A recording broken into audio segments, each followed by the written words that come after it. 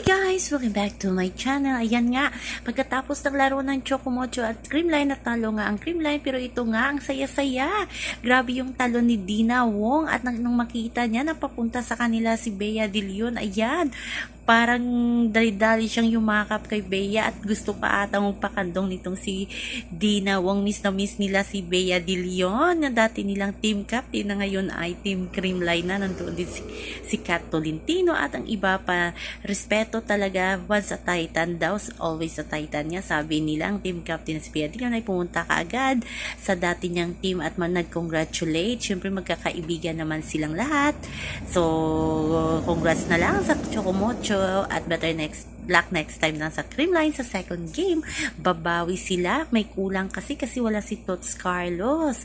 Kasi andoon sa Korea. O, diba? Sana matanggap itong si Tots Carlos sa Korea. So, yun lang po guys ang ating update sa ngayon. Hanggang sa muli. Bye-bye.